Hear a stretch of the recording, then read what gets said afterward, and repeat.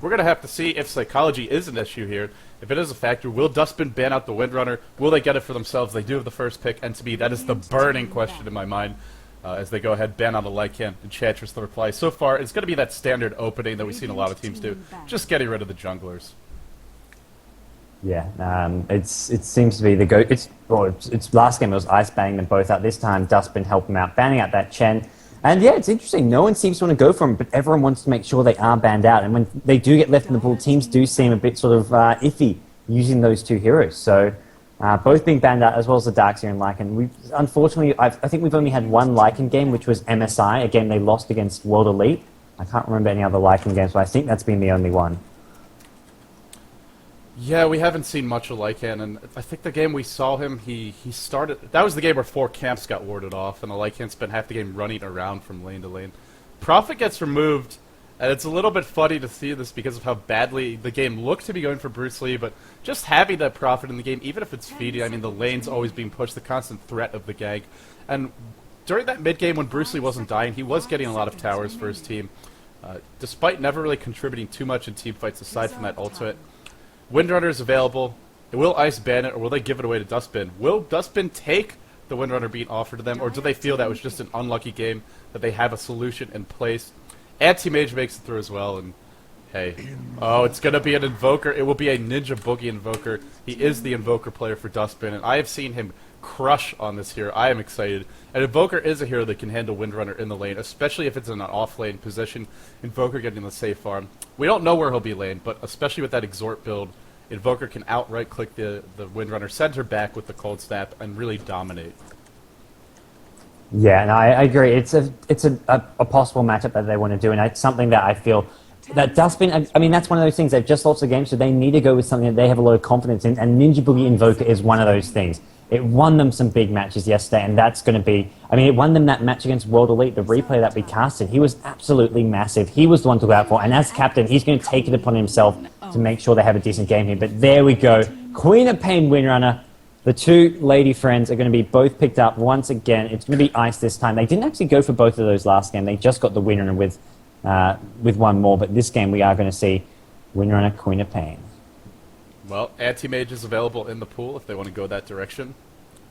Losing to Anti-Mage, he's one of these heroes where, yes, Anti-Mage loses games and he can be countered, but it just is such a nuisance to play against. Any sort of bad position, I mean, that Mana Burn, you know, just falling short of that last Shackle shot, that last stun. It's the kind of hero, if you lose to him, maybe you just don't want to deal with him again, whether you think you can or not. One way to get rid of that Anti-Mage is to pick it up themselves. If they give away to Anti-Mage, we're looking at a Queen of Pain, a Windrunner, and an Anti-Mage. They can easily do that sort of split push thing that we've seen a lot of teams be effective with. They also have 3 great farming heroes, and they still have room for 2 supports. And the Windrunner, of course, can pick up those utility items, Queen of Pain, be their major ganker. It will be the Anti-Mage for Dustbin. They're not going to give it away. I'm pretty sure we'll see Ninja Boogie on the Invoker because he has played it for them in the past. It's possible he could play the Anti-Mage. We'll have to wait and see, but most likely it will be a Ninja Boogie Invoker. Yeah, it seems that Blah plays their other sort of their number 2 role, either the number 1 and number 2 role. Sometimes it's Ninja Boogie, sometimes it's Blah. Blah was the Queen of Pain from last game, so we'll see how they want to lane this and what they want to do. And then typically being Arcean on that side lane solo, although they do mix it up. They are a pretty versatile team in that respect, but now they've got the Invoker and Anti-Mage, 2 heroes not that effective in the sort of the early games, so they're going to get the Crystal Main just to solidify their lane. And Ice, right off the bat, they know they want the Morphling, and they're not going to play it like Dustbin did as that side lane solo. They're going to put it with some supports, I imagine. The supports will be their last 2 picks. I don't think we'll be seeing a winner of support, although it's entirely possible. It's just really such a great hero when you can get up the mech, the 4-staff, as well as all those early levels. So maybe going to see a 1v1 matchup at bottom with Winner installing the bottom lane and putting the tri-lane Morphling at top. It will somewhat depend on what support heroes Ice can get here. So we'll see some of those being banned off.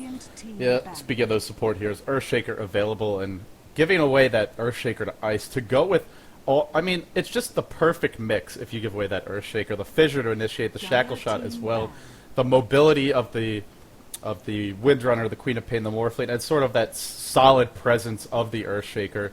Giving them that support here that really doesn't need farm to be effective. That early game block can be so powerful. He can roam around, set up some kills. What I really love about Ice's lineup is any of these heroes can be left alone if they need to be. Whereas whenever you're on an anti-mage, early on he cannot be left alone unless he's up against a melee hero or a really bad lane controlling ranged hero like a Puck, who we're not going to see in this game. So with Ice, they have that flexibility. We'll have to see what the two supports are. Speaking of those supports, Shadow Demon gets the ban, and hey, a very smart ban. You don't want to give that away when you have an anti-mage, as well as the enemy having a Morphling. It's just such a powerful tool in the arsenal. Doesn't need a lot of farm, can shut down that hero even if he's behind in terms of levels and item progression. So we'll have to see what Ice bans last. If you're Dustbin, I am curious how they're going to lane this. I think they want to get the Invoker matched up 1v1 against the Windrunner. That would be my expectation. Maybe get something like a Night Stalker to go mid. Although Night Stalker wouldn't have the best lane against the Queen of Pain if she goes there. So it's at this point, it's sort of, what Dustbin picks. It's not only about which heroes, how the heroes match up in a vacuum. It's about how they match up in the laning stage. And the question is, who do you go with for that mid hero if it's not the Invoker? I'm not sure. The hard thing for Dustbin is if they want the Invoker versus Windrunner matchup, if they're expecting Morphling trying to go top, putting that Invoker, the thing is they don't know it's going to be top. If they put that Invoker at bottom, it's trying to go for that 1v1 matchup against Windrunner and it's not a Windrunner. If they have a Morphling in a dual lane or tri lane there, Invoker gets absolutely destroyed, whereas Windrunner can go up against a tri lane and do pretty well. So I think Dustbin have to just go with that safer option and make sure they can't put an Invoker in a suicide lane. I mean, they could prove me wrong, but it's one of those things where if it's up against someone other than the Windrunner, it struggles. So I think the safest option is just going to be putting Invoker at mid. It's basically, it's not something that's really up to them. You have to put it at mid, even though ideally they'd have it at bottom against Windrunner. It's up to Ice, as they've got the option. They can put either Windrunner top or bottom, because either way it works out okay for them, whether they go tri-lane versus tri-lane or have Windrunner as a suicide solo and have the Morphling free farming at bottom. So, with these Shadow Demon Sand King supports being banned out, we'll see what Ice will get instead. I mean, there's still some VS, Venomancer, there's some strong supports left. They may even, there aren't many jungle options left. It's not something they can really do unless they go for something a bit gimmicky, such as one of those sort of Pudge smoke ganglers, or even a Pugna smoke gangler. Smoke jungle that we've seen, but it's not really something that Ice would likely to do. So I think they'll just pick up two supports here. Could go for that Lich, which will deny a lot of XP from the Antimage. I mean, I think a Lich, Morphling, and maybe some sort of defensive hero as well to go in that lane to provide them a strong tri-lane could be okay here. Although Lich in the tri-lane, in the off-lane, not really that common. You're more likely just to do a Lich dual lane there. I mean, but at the same time, send Lich Windrunner top, send Morphling in a dual lane bottom, and you have yourself some strong lanes.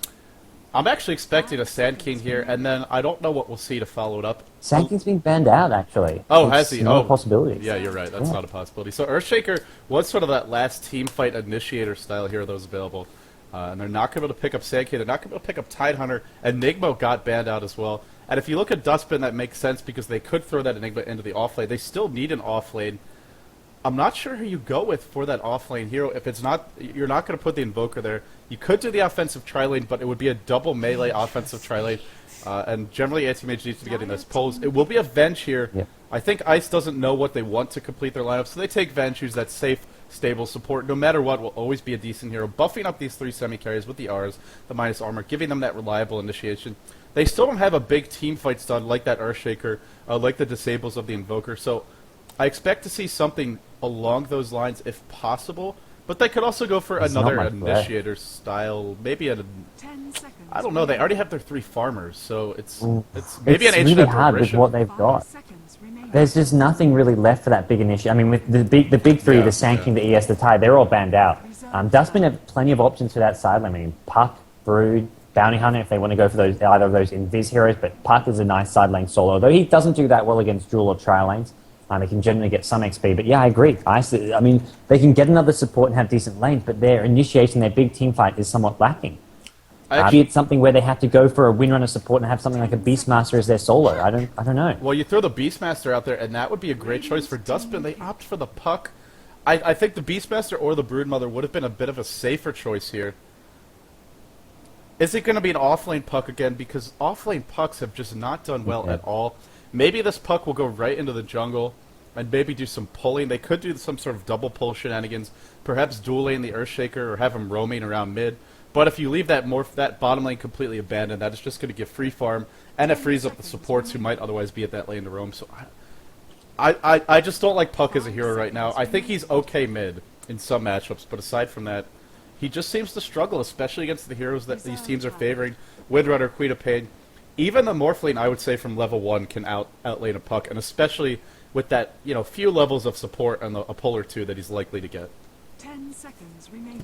Yeah, and we'll see what he wants to do here. And I mean, I think Ice are definitely, they're going to use up all their time just because they're so unsure what to pick. They're going to go with the Lich. Okay. I think this is all right. I think and it also gives them two options. They can go for that, what used to be one of the most popular dual lanes in the game, especially in China because every team did the dual lanes. They had Lich Windrunner in the off lane with a carry plus 1 support in the safe lane. And I think if Ice want to do that, have Lich and Windrunner at top with the VS Morphling at bottom, VS and Morphling alone can beat the puck. VS can just zone the puck away from the lane, make sure he doesn't get much XP or farm. You can just trade hits. Make sure VS gets some tangos and salves just so we can trade hits a bit.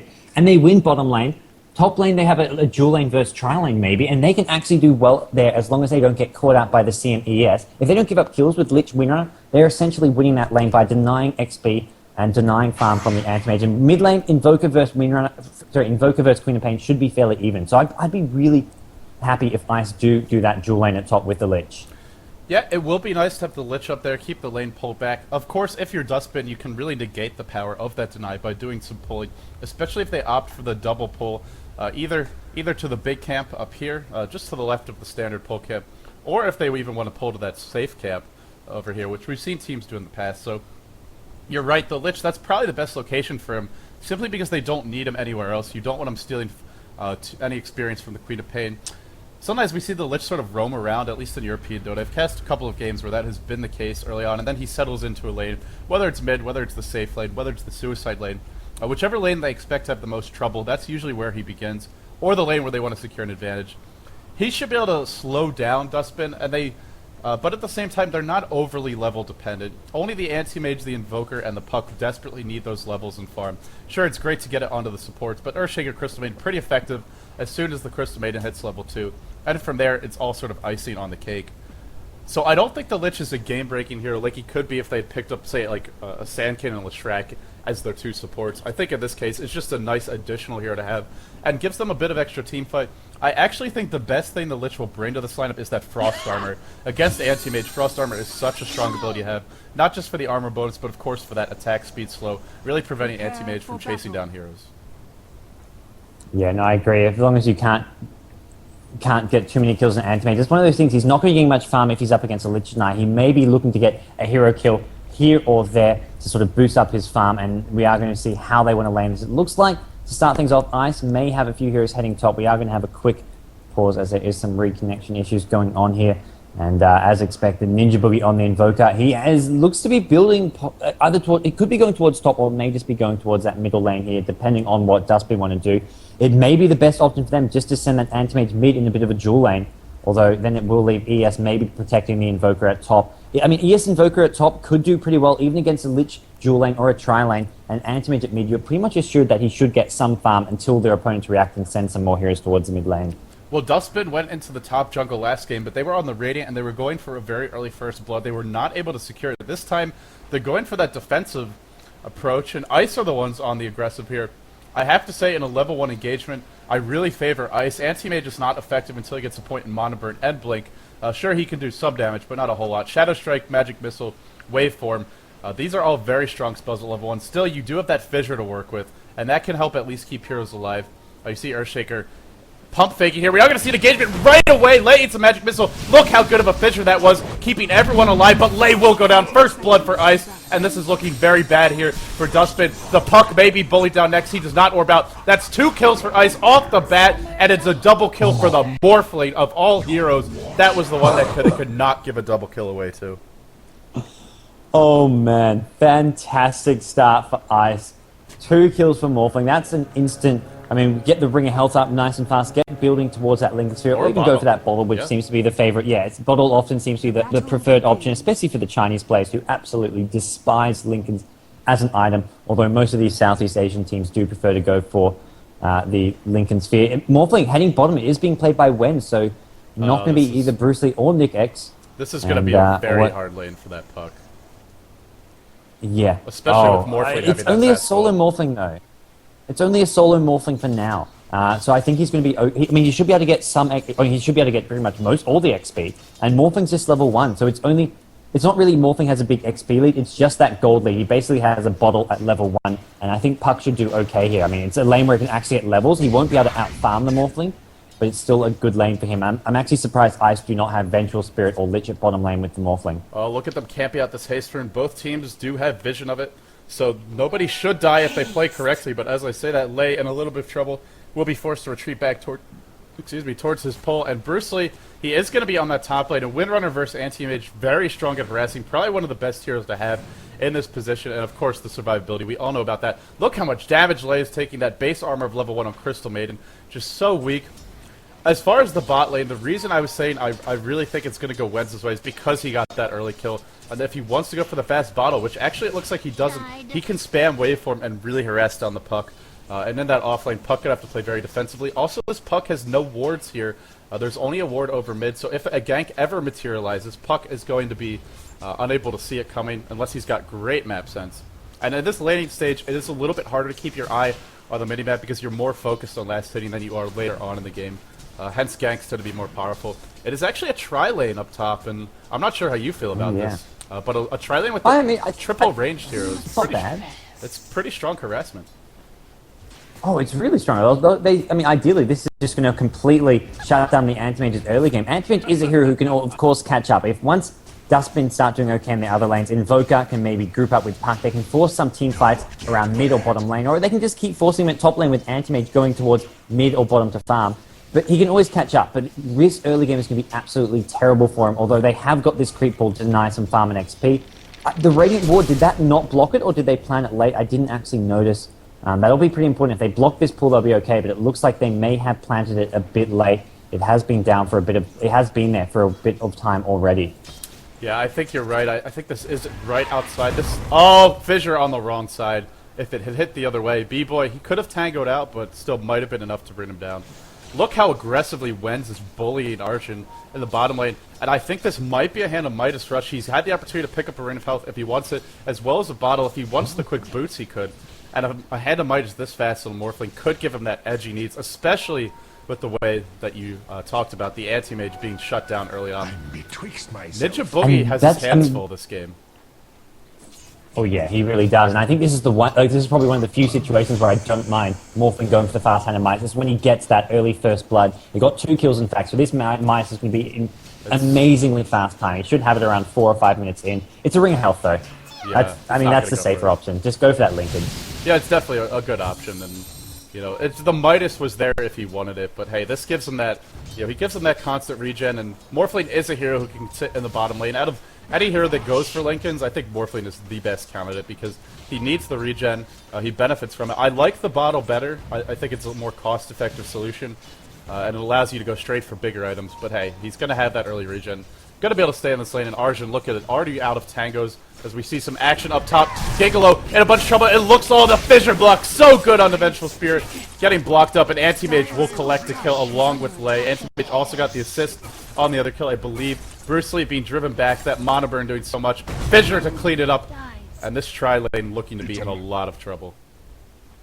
Well, yeah, quick 3 kills going Dustbin's way after those 2 earlier kills that Ice picked up, but that was just all about caught out of position. That's what happens with that creep ball being used. If you go and try to stop it, it's Dustbin who have the positional advantage. They can see more, and they can use that creep ball to lure you on over, and then that ES Fissures just spot on. Great planning of those. And Blood, Anti-Mage has actually gone for boots over the Ring of Health, so using that to be fairly aggressive. He's got level 3 mana break, so this is them wanting to deal with this tri-lane in an aggressive manner. And I think that's good because Lich is not the best hero. He only has the Nova. He doesn't actually have much disable. He has no disable, but he doesn't actually do much in a 3v3 situation apart from control the wave by spamming that sacrifice. Yeah, it is a single target nuke. It does have a tiny AoE to it, but in most engagements you're not going to hit multiple heroes with it. The denies are helping, but let's take a look at the XP graph, and the Radiant have a slight level advantage here. I want to say that's mostly due to the Morphling having his way with this bottom lane, being 25 and 13 already. So many denies on him. Actually, if you look at the Ice, they have 3 heroes getting a lot of farm. For the Dire, only 2. Ninja Boogie and the Puck, but this Puck is out of regen. He does have his bottle, though, and he picked up a regen rune. That's really going to help him out to stabilize in that lane. Yeah, that's the beauty of the ball in a 1v1 match, or just as a solo in general. Especially if you're up, even against a Trial or a solo, if you're just trading hits, Morphling using those waves a bit. The bottle is just so good. You get a rune here. I mean, you may get that may be the only rune he gets in the first 10-15 minutes, but either way, the bottle has easily paid for itself and will give him such a strong lane. I mean, it's just great sustainability. He doesn't have to leave the lane, doesn't have to go back to Fountain, he doesn't have to spend a lot of gold on something like a ring of health or any other regen, and now he can just go straight for that Blink Dagger if he wants to, maybe getting a magic wand along the way. Although he hasn't really done much to stop Morphling farming at all. That's the main problem. Yeah, it is going to be a Linken Sphere rush. He's got that Perseverance up. With that, able to spam Waveform. And in this situation, this is where Perseverance really excels. It's the best time to get it. You're up against a hero that's not going to burst you down by himself, so you don't have to worry about your lack of stats. Arjun being driven back. He does pop the bottle, and he'll be okay. But over time, unless there's some Bottle Crow or Arjun continues to get runes, slowly but surely, Morphling will whittle him down, maybe force the purchase of some additional consumables, or send the puck healing, which will free up even more farm opportunity for him. Nick has an Invis rune top, but he's spotted out by the Sentry Ward. Ooh, this could be really bad for Ice if they get the timely TPs. Or the rotation from the Invoker. Shackle Shot latches to Anti-Mage deep in the forest. What a power shot! No vision, just pure guessing there and intuition by Bruce Lee. On Bruce Lee already looking a little bit better than he did last game, despite the death. What a power shot. They're going to get 2 kills off of this, and they're not done just yet, ladies and gentlemen. Lich may die. Finally comes the TP. I believe that is the puck, actually. Arjun is the one to join. Orb going to miss. That is a very slow orb as well. And Ninja Boogie here's nice tornado hitting 2 heroes. Gigolo is going to go down to the puck. Ninja Boogie is cleaning up. B-Boy going to drop as well. Oh, and what a turnaround. It looked so good for Ice, but they really overstayed their welcome, and they paid the price. Yeah, that was a really nice counter gank. The Invoker was the key hero there, saving that Crystal Maiden. Crystal Maiden just holding her ground, trading hits until the Invoker got there. They got that kill, and if Queen of Pain had gotten out, would have gone well for Ice, but no, losing Queen of Pain, then losing 2 others. Nice gank from Puck, although he's now left this bottom lane completely open, complete free farm for Morphling, and that's always going to be a big concern. Morphling now going for a Boots and Wand, not going to get the fastest Linken Sphere. It's going to slightly slow down his Linken Sphere, but those are some useful items to get, even as a even in soloing away in that free farm. He may get ganked later on, but mid lane, Queen of Pain's gone back in, but Ninja Boogie, he is, as we said earlier, he's the player to look out for Dustbin. He's taken under his responsibility to get them this game number 2, playing that Invoker, and we're going to see if that's possible. I like the movement from Queen of Pain going top, but ultimately there was some counters there ready from Puck and Invoker. I'm really glad he went for EMP Tornado. If you look at the Ice lineup, every single hero is incredibly mana dependent. It also gives them that extra mobility to help counteract the Queen of Pain, the Morphling, and the Windrunner, who are all extremely mobile. Even Vengeful Spirit has that swap to work with. And the best way to deal with mobility is to have some mobility of your own. So I really like this Wex build. We see a lot of Exhort Invokers, but in this game, I think it's simply the better way to go. If you also look at their lineup, they have some lockdowns, so they could set up Sunstrikes, but really this Tornado EMP skill. But as long as Ninja Boogie gets the levels, which so far he's doing a fantastic job of, he went up top once, but he's still already hitting level 7, matching the Queen of Pain. And as long as he continues to do so, once the mid-game hits, he could be a real threat. B-Boy up top in a bunch of trouble. Will he be able to survive? It looks like he will. That Fissure was not perfectly placed. Nova hitting on 2. Blah thinking about continuing the chase. But like you said before, Blah is very far behind. Wenz is getting pretty big on this Morphling. I want to say it's about 1,000 gold lead, maybe even a little bit more. Oh yeah. It's even more. Right it's now it double. is. Yeah. Yep, it is, and Morphling is not going to go straight for those Linkens. He's going to just pick up some treads here with this Bell Giant Strength and just tank up a bit, give himself some more stats to play around with. But we're going to maybe have to see some ganks and pressure going towards the bottom lane. And it's going to come from Ninja Boogie, maybe. He is thinking about this. He is going to go down there. He's got the Tornado as well as a Cold Snap. Not going for the Tornado EMP. And Morphling, if his wave is on cooldown, it is for another 4 seconds. He's being pinged. Bottle up from the Puck, going to keep him alive a bit longer, and there goes the Dream Coil. Wentz could be in a bit of trouble here if he gets hit by Tornado MP. There's a Fissure as well. ES Fissure. Tornado is enough damage, otherwise he would have started Morphing Strength, so just enough damage to get that kill, and he did get baited a bit by that Puck. Nice play from Arcean. Yeah, they're shutting down a hero who really needed to be slowed down. Again, it all goes back to Ninja Boogie on that Invoker. Really nice play by him. Arjun, great bait, and frankly, a little bit sloppy by the Morphling. When you see in that situation, Puck would be backing if he didn't have backup. It was only a matter of time before the waveform cooled down. He ate an initial waveform. He saw the Morphling hanging around. He knew the Morphling wanted to go for him. Or excuse me, he saw the Puck hanging around. He knew the Puck was quite low, so there's only one reason why Puck would do that, and that's if he has a gank, or at least some support coming his way. So a bit of a mistake there by Morphling, but an understandable one. Invoker normally doesn't leave his lane this early, especially with the Wex build, but if you can make those ganks work, then it pays off. The hard carries are equalizing a little bit, but Anti-Mage was left alone during that time, and so he wasn't getting too much farm. Push is commencing up top. Oh yeah, and that's if I can get some towers here, they can get some more farm and gold, but here we go. Invoker comes in, Tornado, there's no EMP, Shackle Shot not gonna land. AM blinks in, gets the kill himself. That is not a waste of an AM ulti, and now a nice place fissure is actually going to not be so good. It blocks off most of Dustbin, but Puck luckily can go orbing on over that and will manage to do so, although Queen of Pain blinking away. 2 kills going in Dustbin's favor, although they do lose the ES there. Yeah, they did lose the ES. The Fissure, I believe he got stunned by the Vengeful Spirit right as he was about to drop the initial Fissure. Venge does go down top. Ninja Boogie didn't leave this lane. That might have been the expectation, but because he stayed, they pick up yet another kill. The tower's being pressured. Still, Morphling has secured a tower kill of his own, and he did last hit that 1,100 gold to his name. This Morphling is big, in spite of that death.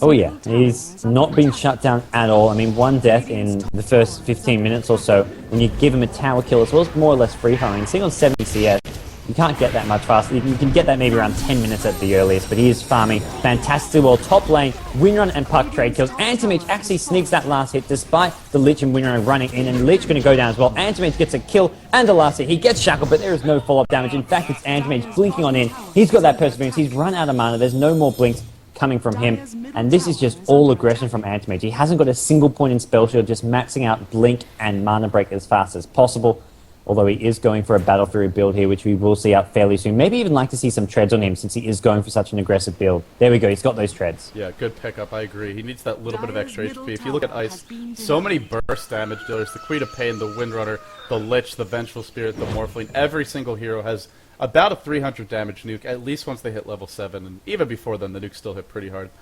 Lich has not hit level 6 yet, and frankly, his ult would be really nice to have in these team fights, especially with the way Dustbin is tower diving. They often don't have creep support, and that's where a lucky Chain Frost, a nicely timed Chain Frost, can really turn the tides, and I'd like to see this Lich just get some levels. It looks like for now he's not going to, though. In fact, it's Bruce Lee who's headed mid. Has the Hedgerows picked up. He's going towards a Mechanism. Mechanism will be real. I think it's a Mechanism. It could be a pipe, but I think in this situation, you don't have the farm to rush the pipe, and frankly, that mech really would turn the tides. You know, along with that Lich Ult, keeping these squishy heroes alive, like the Vengeful Spirit, even the Queen of Pain, not that tanky yet, just for a few extra seconds can really help him get off another round of nukes, and that can really change the tide of a battle. Yeah, no, it definitely can.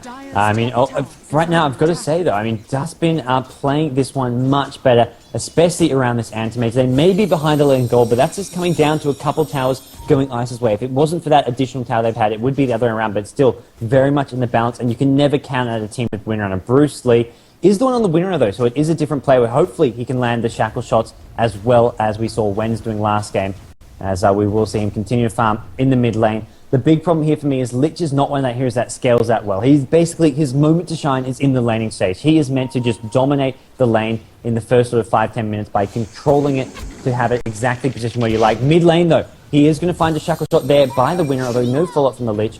And I've got to say, I don't know, how do you feel? Is Lich actually going to be having much of an impact on this game as it goes on, or is it just one of those things where it's going to become complete food?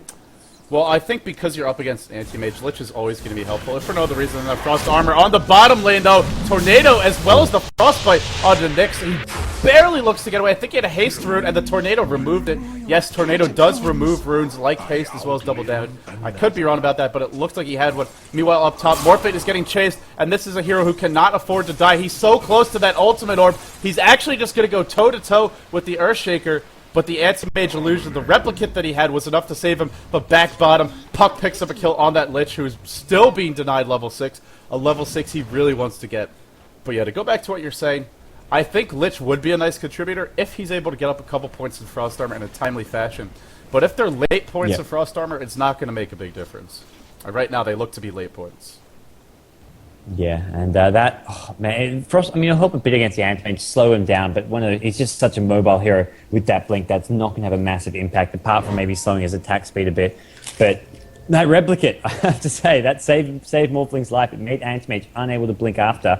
as well as it drained ES's mana, so he didn't have any more nukes. ES farming on very low HP here with some of these neutrals here, but Blah is doing well. Perseverance and Treads, only 38 creep kills. He is less than half of Morphling's current CS. And I mean, AM is 4-1, but Morphling 2-1, so Morphling is absolutely smashing him in terms of farm. Yeah, it's somewhat similar to what we saw last game, where the anti-mage had less farm at first, but a bunch more kills. But that Morphling didn't have great farm either, and he ended up getting laned against by a Windrunner. Whereas this Morphling, and we talked about this matchup in the early game, Puck is just not strong in that off lane.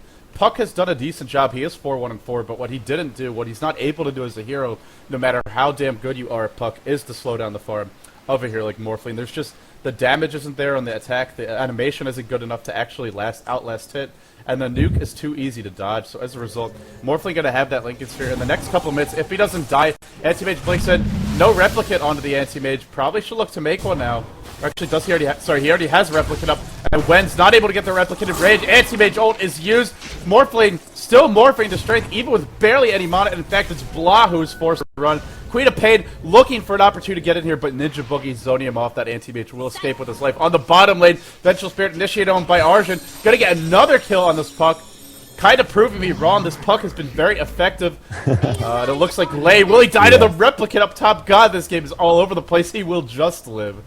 Actually caught all the action there. Looks like Co-op at bottom lane is going to go down to a DD. Queen of Pain, the screen, finishing him off. Was it really Wow, I That thought was at bottom lane, but I've got to say, there was a massive shackle shot at top. Saving the Morphling was a Bruce Lee shackle shot. Radiant's middle tower? Oh, I don't even know if I caught the shackle. I did kiss the Anti-Mage very low and forced to run away. I also saw Queen of Pain wanting to go on him. Okay, Nick must have TP'd bottom because he was just up top, and Anti-Mage is not done yet. He goes right into Bruce Lee, who's getting very close to that mechanism. If he's got the money for the recipe, or more likely the buckler, and then he's only about 600 gold away or so. So with that, that's going to be a big pickup for the team, and really help keep these heroes alive. That fight was just all over the place, man. It started at top, but there was a separate one going at bottom with the Puck and the VS, and even the top one was sort of all really spread out. I mean, spread out is that's good for Ice. I mean, they've got the Queen of Pain and Morphling. That's the two very mobile heroes. As long as Windrunner can land the shackle shots, when their fights aren't all condensed, it's less likely to get the shackle shots. Ninja Boogie is going to escape. He's switched to the Ghost Walk, so he's not going to go down to the VS aggression there. As Lich is now level 6, maybe looking to get involved with those ultis in a team fight now. That is the power of that Wex Invoker. The only reason he got away there was that EMP hit on Queen of Pain, who went from having about 300 mana to none, was unable to chase. It also removed some mana from the Vengeful Spear, plus just the raw movement speed with the phase boots. It really helped keep him alive, as well as having a quick 4-step. And this is Ninja Boogie's build. He loves to go 4-step. It's a little bit more common to see drums on a lot of Invokers, but 4-step's still a fantastic item. Giving him that extra chunk of mobility, and if you can get it quickly, that's a great pickup. So he's got the 4-step. The last time I saw him play Invoker, he went straight into a Hex, and I'm not sure if we'll see a Hex again, but if you want to get a Hex this game, it's a great choice. The extra lockdown, the mana regen, so nice to have against all the mobility that Ice has to offer. Yeah, and we are going to see them looking for this Morphling at bottom lane. That's a hero that they're basically saying that we need to shut him down now. He is right about to get that Lincoln Sphere, but Morphling actually going in, being aggressive, waves on in, replicates out. I like that. It's going to slow down their push and also waste their time. They came out of the fog as soon as Morphling waved and think, okay, we've got this kill. His waves on cooldown, but no, he had a replicate up. Now they're going to have to just go for this tier 1 tower, and that's something that Ice could defend, or quite happily they'll just trade for a top tier 1 tower, maybe even pressure the tier 2. Winner is actually going to TP mid, prevent Anti-Mage from getting a tower of his own. This is going to get denied. We may see Anti-Mage looking to steal this though, as there's a nice shackle shot, and he's not going to get the deny though. The creeps get it. Oh, that's pretty unlucky. The Anti-Mage is getting close to Battle Fury. He's still got to work. He's still got to get 600 more gold for that broadsword, but he's pretty close. Ice is taking this opportunity with that top tier 1 down to place an aggressive jungle ward. Nice decision, especially against Battle Fury Anti-Mage. He's likely to be spending some time in this jungle. Still, I'm not sure if they're going to be able to pick him off. He is quite a mobile here, and more importantly, the Dire have 2 pretty good wards to spot any rotation and through the top lane. On the middle lane, though, it's Bruce Lee who goes down again. EMP Tornado, as well as the ult from Blah. Ninja Boogie is just all over the place, and hey, that's what Wex Invoker has the power to do, is be everywhere at once. Oh yeah, it really is just such a mobile hero. And we're going to see Dustbin now heading towards the top lane. They want to prevent this aggression coming out from Ice, who have started to chip away at this top tier 2 tower. They're not going to manage to do so. Morphling, though, finding more room to farm. Once again at bottom lane, he's now finished off that Lincoln Sphere and won't be in too much danger. Anti-Mage, very late Battle Fury. 20 minutes in, he has got the treads, which made it a bit slower, but still, 21 minutes, treads and Battle Fury, not the best time. He is going to have to keep on farming, but he can't just suddenly say, okay, I've got my Battle Fury, let's come to fight.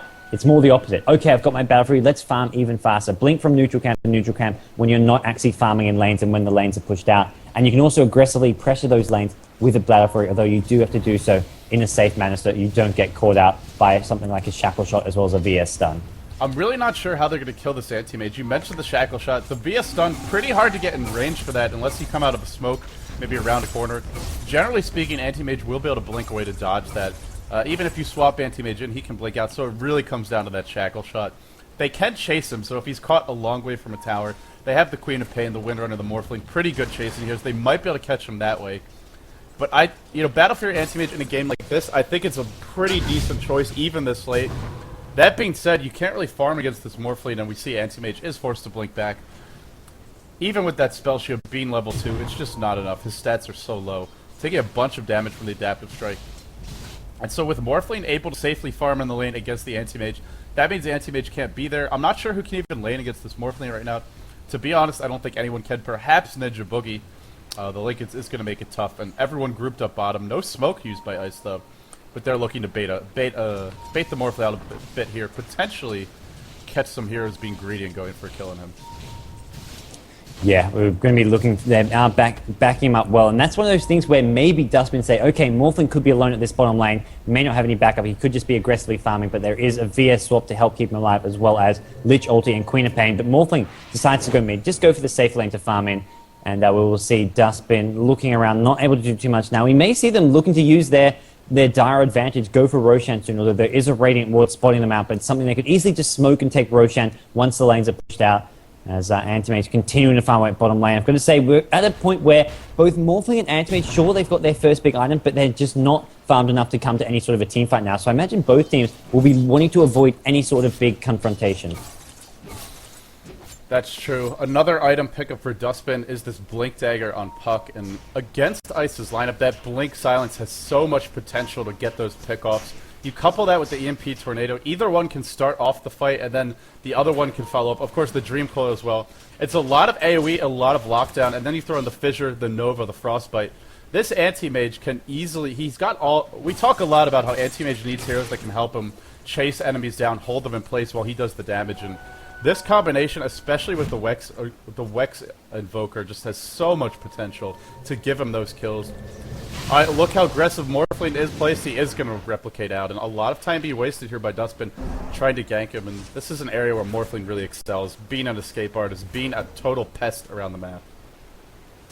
Yeah, and will we see a bit of a fight here? It looks like Morphling is definitely the hero more ready and equipped to fight here with that Lincoln. He's got this fire ability. He is going to dodge this EMP. No, he's not. He gets hit by the EMP, and now I imagine Isaac is going to have to retreat here. They are going to have Magic Wand being popped. They don't seem to have too many Arcane Boots here, and that's a bit of a concern for them. No Arcane Boots on any of these heroes. I mean, we may see someone like Vengeful Spirit getting one, but with Windrunner going for the Phase Boots, they aren't going to be able to fight that well against this Invoker. Yeah, I have to agree with you. That is a mistake. Up against a Wex Invoker, you need at least 2 to 3 sets of Arcane Boots, especially by this stage of the game when Ninja Boogie is already hitting level 14. That's a maxed out Wex, which I think it does like 400 mana, or removes like 400 of your mana. If you look at the mana pools of Ice, that's anywhere from half to 2/3 of the mana pools. In the case of Morphling, well, he doesn't Blink Sphere still. It's a massive chunk. The Venge, in fact, she'll be out of mana completely from full to none if that EMP hits her. Oh, a smoke gank here from Dustbin. Crystal Maiden leading the way. Puck, of course, with that Blink Silence available, and the Earthshaker. A very dangerous position. Oh, they're spotted out by this ward. It's so much trouble. Oh, Fissure to start. Coulson have to follow. Tornado as well. It catches the Lich. The Dream Coil gets dropped. No Chain Frost because of the Silence. And it looks like Wens will be pushing top, just barely getting away. Is that Windrunner? What a great smoke gank by Dustbin. It feels like they have a better ability to initiate here at this stage of the game. And Ice, again, where does the initiation come from? It's not coming from that level 8 Vengeful Spirit, and aside from that, they don't have a Hex. They don't have any silence on the Windrunner. They don't have anything for lockdown. I feel like this is one of those games where Queen of Pain should almost go on for a first item BKB. He could get in the fight. Just go on a hero like this Earthshaker. I mean, with a BKB, Queen of Pain has enough damage to instantly kill this Earthshaker problem. I mean, just blink in, couple right clicks with Shadow Strike, Scream, and Sonic Wave. That's a dead Earthshaker, and that's one of those key heroes for Dustbin in a team fight to have that fissure. So I feel like, yeah, Queen of Pain BKB would have been a legitimate option. They need the initiation to come from somewhere. It's not like Morphling can wave on in. Queen of Pain can't blink in, not having the survivability needed. So could be an option here, but it looks like she does want to get the Sheepstick up first. Morphling has a Yasha. If he gets farmed enough, he can be the one just waving in and then start morphing to strength as long as he can rely on his teammates to do some serious damage. He is getting close to a Manta, but I still feel like even after that Manta style, he probably needs one more item before he's going to be able to do that. The Lincoln Sphere is a nice start. Oh, I had my microphone up, actually. The Lincoln Sphere is a nice start, but I still feel like one more item will be required for the Morphling.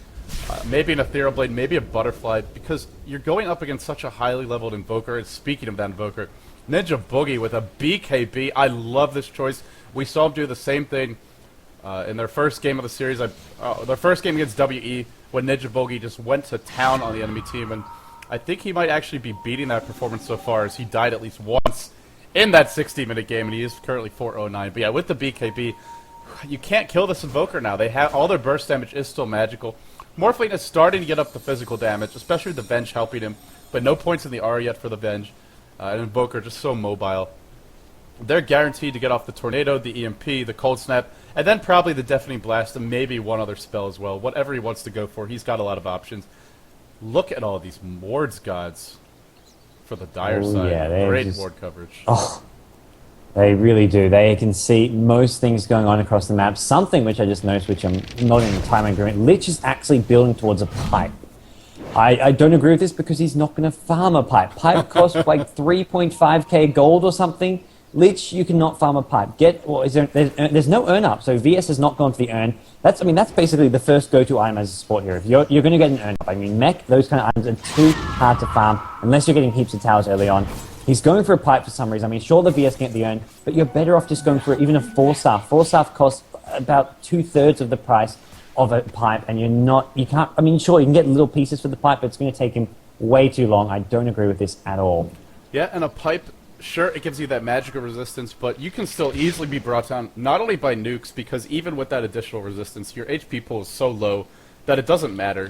A slightly more resistance, you take over 1,000 damage of nukes, you will die, or be very close to dying, and of course, then you throw in a couple of auto attacks from this Invoker, who hits for almost 150 an attack, as well as the Anti-Mage with a Blaz, a Battle Fury, and speaking of that Anti-Mage, he is rushing a BKB. I like this choice for the same reason I talked about the BKB for the Invoker. It gives the Dire another hero who can just stand in the front lines, and with the Vlads, his lifesteal is pretty intimidating. Sure, he's not the hardest hitting hero yet, but it will help keep him alive. So two items that are not only decent defensively, but looks like Bruce Lee. It caught out again. This is just not Bruce Lee's week, I guess, as he's going to go down. Will he go down? Actually, maybe this will be a great escape. No, there goes the Cyclone. He did his best. He tried. Yeah, he hasn't gone for the 4-staff, and that's one of those things where the Orchid is nice, but the 4-staff is just so useful for escaping, especially against an Invoker. I mean, he can always get caught out by that Tornado from range. Same goes for the Fissure. 4-staff is just almost a essential item. As speaking of items, Queen of Pain's actually finished off that Sheepstick. They will have slightly better capacity to catch out this Anti-Mage and actually kill him in these team fights, but Anti-Mage is starting to build up a BKB. Yeah, and I was just discussing that BKB. I think it's a really great pickup for him. The Vlads as well, I actually like it in this game because Anti-Mage is at a point now where the Radiant are on the back foot, so he can split push, he can get that farm. You mentioned when he first got the Battle Fury that it wasn't okay, now I've got my big damage item, I can go to work on the opponents. It was okay, I've farmed for this item, now I can farm with it some more. And hey, the Vlad's just the next piece of the puzzle there. It's also going to allow him to push on his own, and that split pushing Anti-Mage makes him a bit more of a nuisance and a bit more of a presence in the game without requiring him to come to team fights. Wenz does have 3.4k in the bank. Could go for the Manta style, maybe looking to rush a BKB. Maybe saving for buyback here. He's got the Eagle Horn if he wants to go into Ethereal Blade. He's got a lot of options at this point. But for now, he's not made a decision. Yeah. I feel at this point he doesn't really need to save for buyback. He's one of those heroes where you need to get big items. If you get caught out and die, it's not likely you want to buy back. And it doesn't feel like they're in a position where if they lose a fight, he's going to have to buy back to save them. I have a feeling he may be going for the Eagle Song, or Otherwise, he would have just bought this Mad Star by now. Yasha on its own is a very cost-effective item, and which you can later on turn into that Mad Star. So we may be seeing something like an Eagle Song into that Ethereal Blade, or just saving up for something a lot bigger than a Manta Star, because Manta Star won't do all that much against this Dire roster. The gold graph has finally started to dip the way of the Dire side, and it's still not a significant difference. If we take a look at the tower score here, we are dead even, so any get difference in gold is reflected, or is not, it's not misleading at all. It is reflected in the game. And Yeah. well, the question is, where are the items on ice? I guess it's the Hex. The Windrunner has an Oblivion Staff, 1,300 gold in the bag. I feel like, it seems like Dustbin has way more than 2,000 gold lead. I'm not sure why. Maybe it's because that Morphle is just sitting on so much gold. 4,200. What will he go for? It's going to be a BKB completed. So at this point, if you go for a BKB at the stage of the game on Morphle, it means you absolutely want to start team fighting. You want to be very aggressive right now. Because the BKB is, if otherwise, you might as well get it later so you have the 10-second charges when the late game team fights are breaking out. As the BKB does decrease in effectiveness the more times you use it. Speaking of BKBs, Anti-Mage has completed his, so we're going to see 2 carries with one core item as well as the BKB to work with. And a sort of a mid lane, item. Shackle Shot. They found Ninja Boogie. He pops the BKB, but he's already so low. The right-click damage. Puck going to help keep him alive with that Dream Coil. ES, Blink, ulti. Gets a bit of damage off, but here's Morphling with his BKB. He's now popped and he's taken out one. He's going to get a second with the Crystal Main, and Puck in a bit of trouble. Can he blink out? Is it up? He's going to manage to do so. Blinks to the high ground, and this Invoker kept alive on 100 HP, and that was just very, very close from his Anti-Mage has gone into the fray, trying to take out this Lich. Lich is alive on red HP. BKB now coming from Anti-Mage, but once again, right-click damage still significant, and they're going to get this kill. Much like they almost got the Invoker just with physical damage, they will get this Anti-Mage, and that was a nice fight for Ice.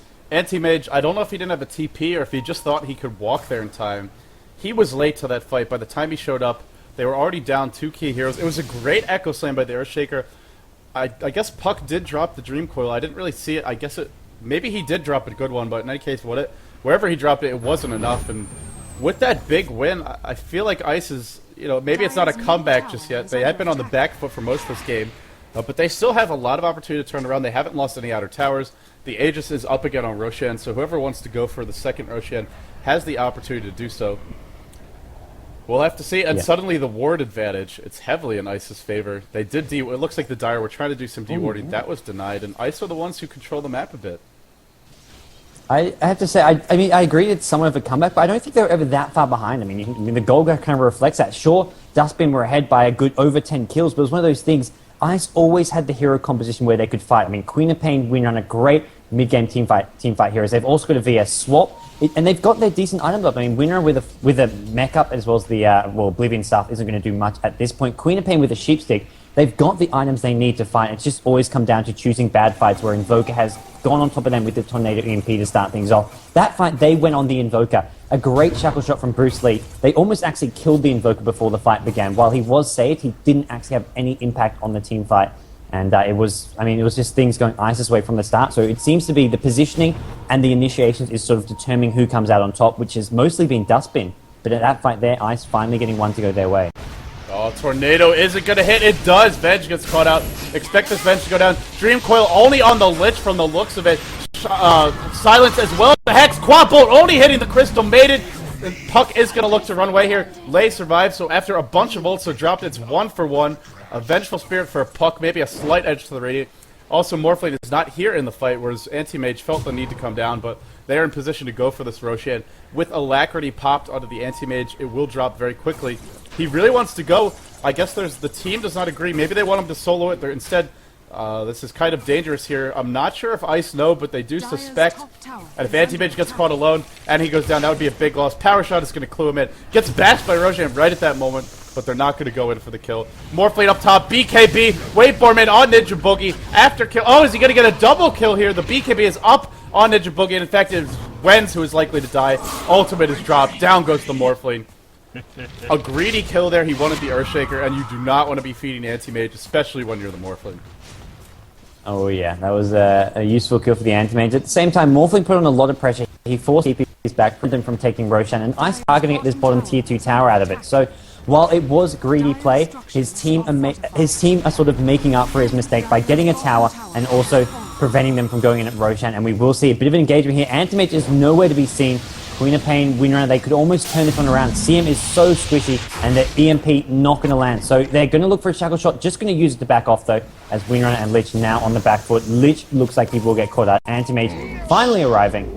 He's a bit low on mana, cannot use too many blinks to catch up, and it looks like Winrunner will get away. Winrunner actually finishing off an Orchid now.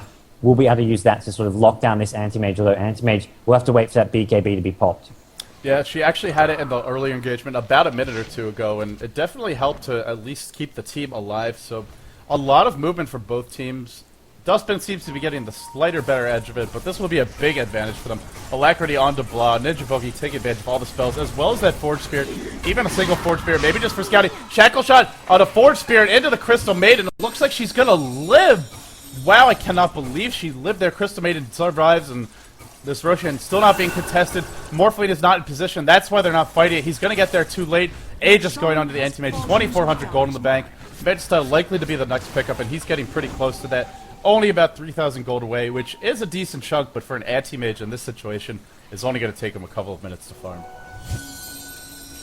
Yeah, it's not going to matter too much for him. He'll farm it up nice and fast, and with that, Aegis over on the Dire side, that's going to give them a big advantage if they want to try a push. But I mean, this Anti-Mage is not quite at the state where you want to be. You may want to get that Manta Style up, as previously mentioned. It is just one of those things which gives you such a teamfight advantage. Having those illusions, he's one of those heroes who's all about the illusions, because you do get the mana break on them, and they do some nice damage to help prepare for a mana void. Anti-Mage looking for this Queen of Pain. Queen of Pain low on mana, but Anti-Mage does not have any himself to use that ultimate. It may have been enough damage.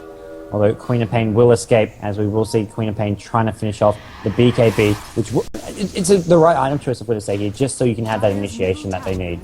Yeah, the more BKBs you have, the better. It really negates a lot of the Dire's, not only their damage, but also their initiation. Everything that the Dire have to throw your way is blocked by BKB. Even that Puck ultimate, you can remove it with a BKB, so it's a nice pickup. Wenz is not going to be spotted out here. 3,700 gold in the bank. Will he go for that late game Ethereal Blade? Up against an Anti-Mage with a BKB, I think it's probably not the best choice. Still, you can mow down these squishy supports like the Earthshaker, the Crystal Maiden, as well as the Puck, who are not at a point yet, and probably never will be, that they can survive that combo. Tornado is going to hit on max range on Nick. It's not going to amount to anything, though. But still, just a bit of a chafe there, Ninja Boogie, and he's getting close to that late game Hex. Ninja Boogie is mad farmed.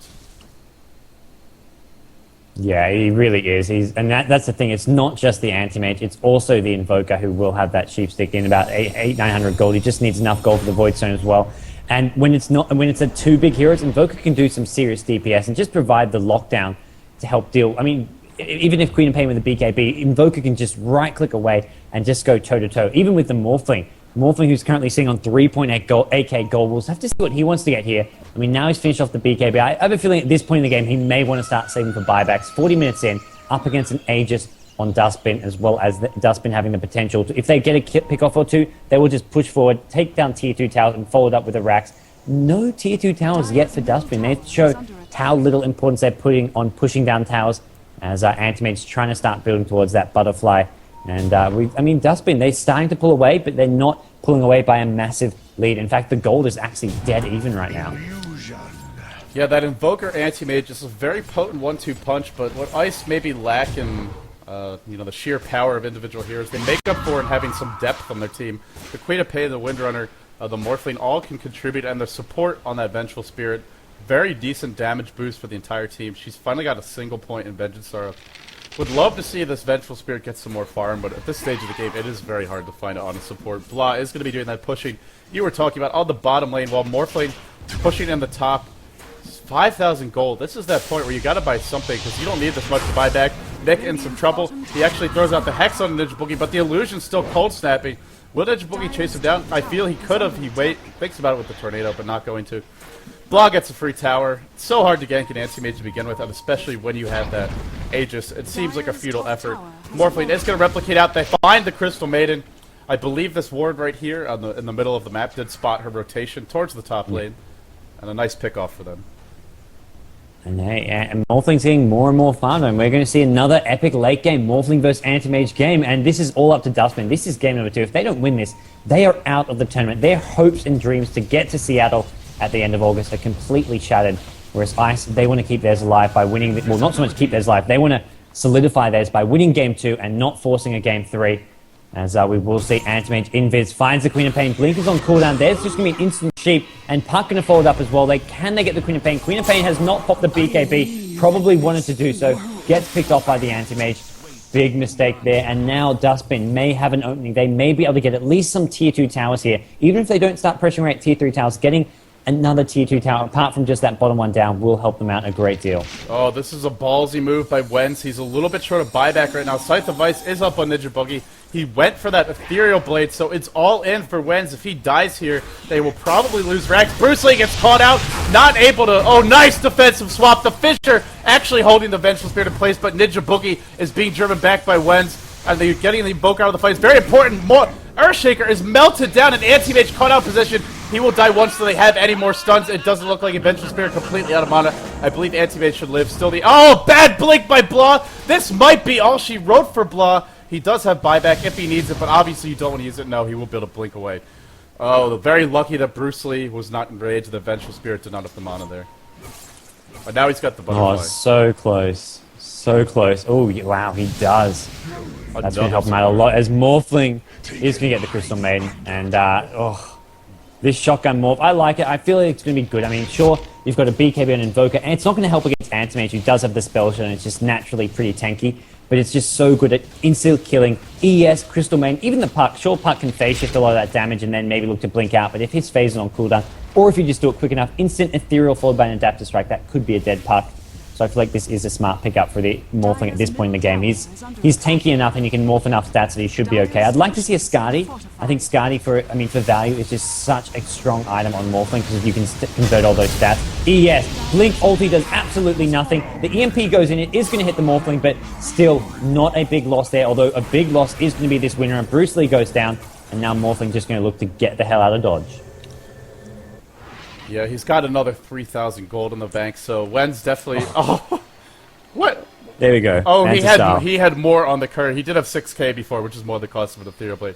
A Manta style, as well as a BKB Ethereal Blade Lincoln Sphere. The Morphling looking very far ahead. Anti-Mage stops for a Basher instead of completing the Butterfly. This I have to question. Butterfly is such a fantastic item on Anti-Mage. The attack speed is great. You already have the lockdown on your team, in my opinion anyway. You've got the Invoker, the Earthshaker, the Puck. So many ways to hold heroes in place, as well as the Crystal Maiden with that Frostbite. Oh, initiation on the middle lane. BKB Wars, and it is Wens who is easily winning this fight. Butterfly would have really helped there. Will we actually see the Anti-Mage go down? Wait for mid. Ninja Boogie is going to melt. Wow, that Manta style really helping there with the damage. It was not even popped, and with that kill, they could look to push mid. Invoker, no buyback on him. Did not pop the BKB there, or at least I believe he didn't. Maybe it was just on cooldown.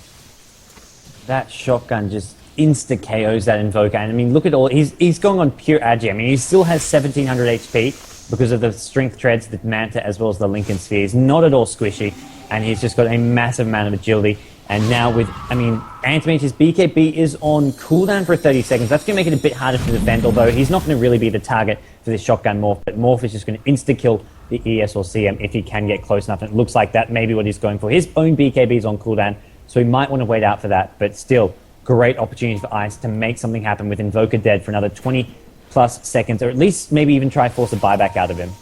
Well, this is that kind of late game situation where that Frost Armor might start to make a difference, especially since Anti-Mage does not complete his battle or his Butterfly. He attacks fast, yes, but not really fast. Blah gets caught out again. Will Morphling be able to burst him down? No, BKB is popped, but that was a BKB forced on the Anti-Mage, and I feel his is more important than the Morphling's right now. We'll have to see, though, if Ice want to risk this. A lot is on the line for them, too. We've seen teams win game one, and oh, he's going to go onto the high ground, immediately melts Lei. Will they be able to punish this? It doesn't look like it. Replicate out. And with that, I think that will be the end of the push, but hey, a little bit of extra gold for Ice. And Morphling going to continue farming, transitioning directly into that top lane.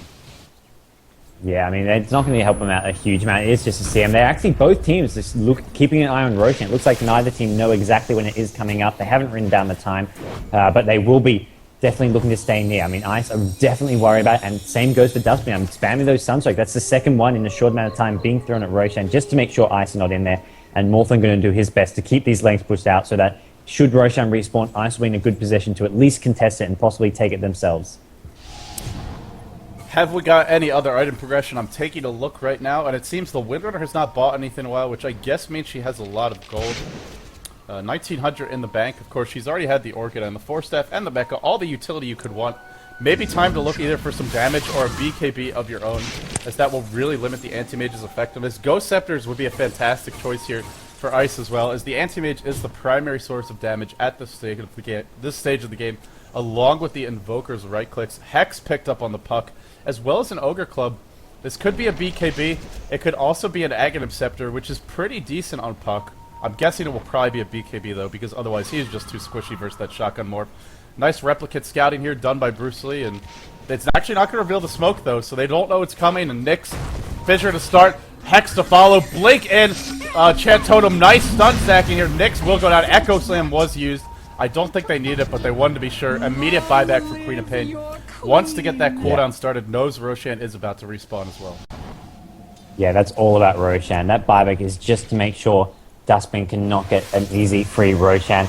I mean, for one thing, get the cooldown started, but for another thing, yep, they do scout up Roshan, and now Ice Mode Roshan is up. Dustbin maybe do not, and Dustbin without that ES ultimate, I agree, that was a smart decision to use the ES ulti. They didn't have the anti-mage DPS, they had to make sure they got that kill, but now Roshan is up, and it looks like Dustbin know this. They're going to scout it out, throw down Tornado, they've thrown a Sunstrike as well. The minion's going to be taken out by this Morphling. Morphling has buyback gold, so if they have a fight, Morphling can always buy back and then try TP back in, although there is no Boots of Trouble and there's no nearby towers. They are going to make an engagement though.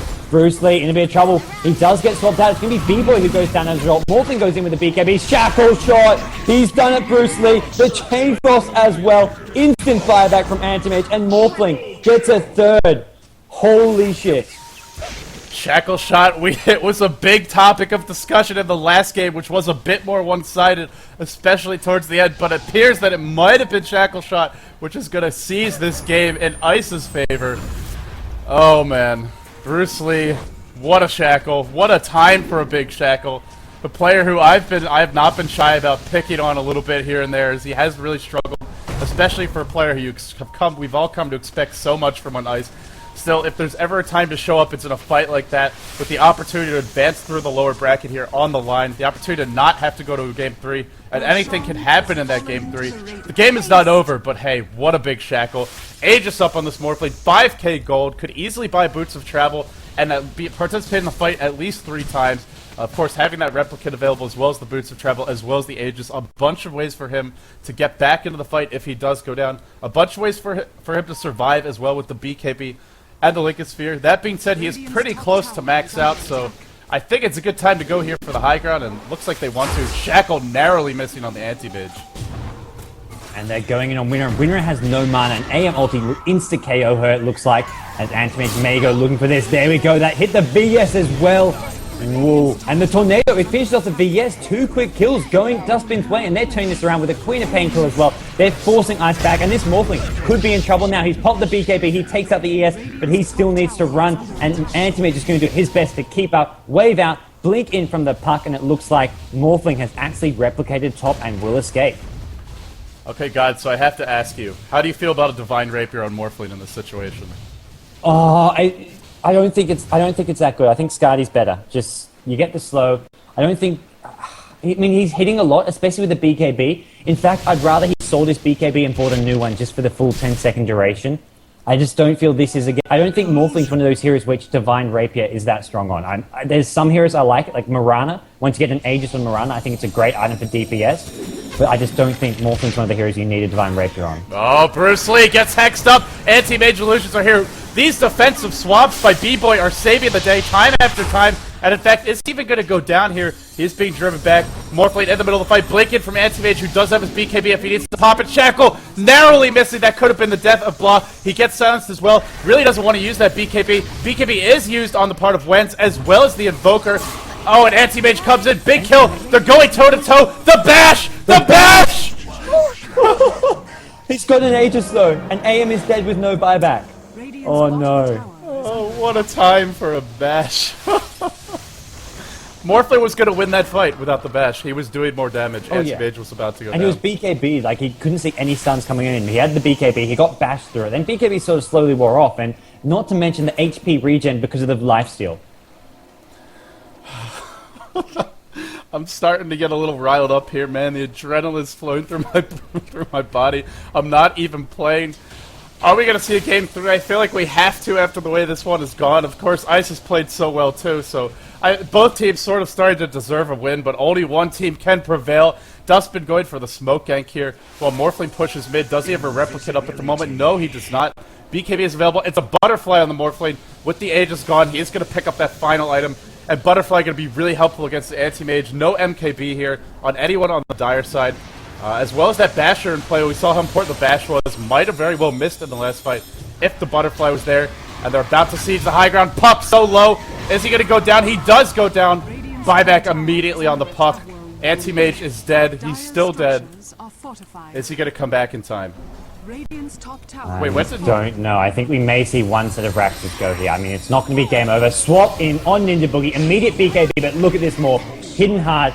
Hidden very hard. He has got that Butterfly as mentioned, and that is just making him hit so damn freaking hard. The only thing he's going to be missing is maybe some Boots of Travel now to complete maxing out his inventory. He can resell that BKB. He's going to get taken out by a huge ES. Blink ulti. Morphling is out of the fight. He has got a buyback now, but it looks like Ice are going to have to get the hell out of here. Lich going to go down. Morph is instantly brought back, knowing that, losing a few of his teammates, and with Anti-Mage back alive, it's going to be a counter push coming from Dustbin maybe.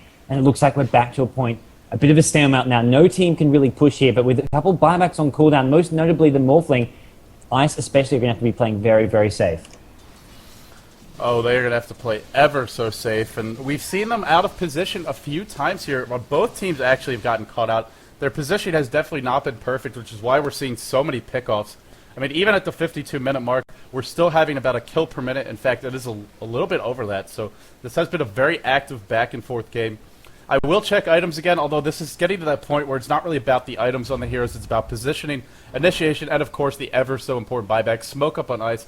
Yeah, I don't see anything big picked up. Anti-Mage has the Butterfly, but I believe he is saving for buyback. BKB at the start, Hex to follow. Can they bring Blah down? Magic Missile, they will do it. I think he has the buyback. Where's that buyback timer? I know he has the gold for it. Okay. They're not out of it yet. The timer will show by the gold where it says how much gold it will cost if it's on cooldown. So it's not on cooldown. Okay, he's gonna have to use it soon. I see no reason to hold on to this. He is gonna use it.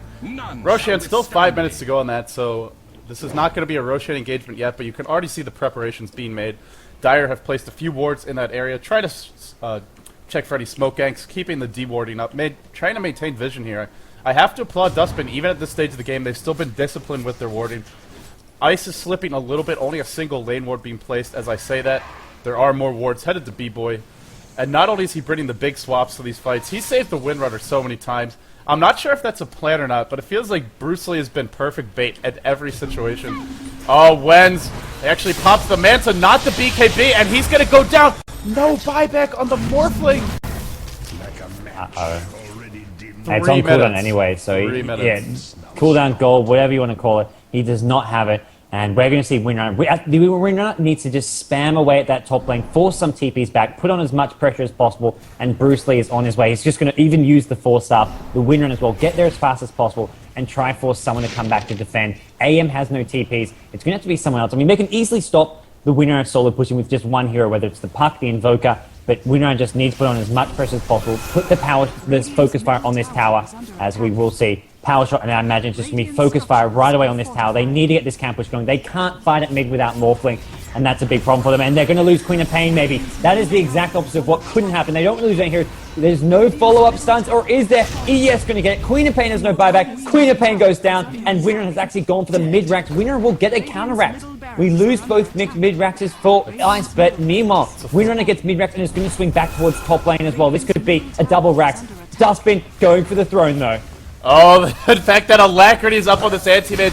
Look how fast he is attacking. There is no more glyph. They have to throw everything at this anti-mage, at least try and slow him down. BKB is popped. Don't chase the heroes. Right-click the throne, but he's not going to do it. He wants this Vengeful Spirit. The top racks actually are surviving for now. Ninja Boogie is doing the correct thing here, focusing his team, and Alacrity popped on the anti-mage. I think we're about to go to a game 3. Shackle Shot is going to hit on that anti-mage. The throne getting so low. GG! And in fact, the throne goes down.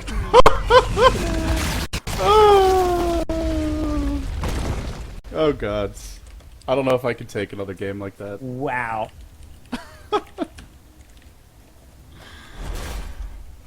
Dustbin do it on the back of Ninja Boogie's Invoker. He slipped a little bit in the late game, but the only reason they were in that game was that Invoker, as well as the Puck doing a decent job. I felt like that was one of the weaker Anti-Mage's performance I've seen in a while, and Wens did a fantastic job. In the end, it just wasn't enough. What a game. Oh, that one pick, it's one of those sad things. I mean, you can put the blame as much as you want on a pickoff like that, say, oh my God, Morphling is new, but he played a fantastic game.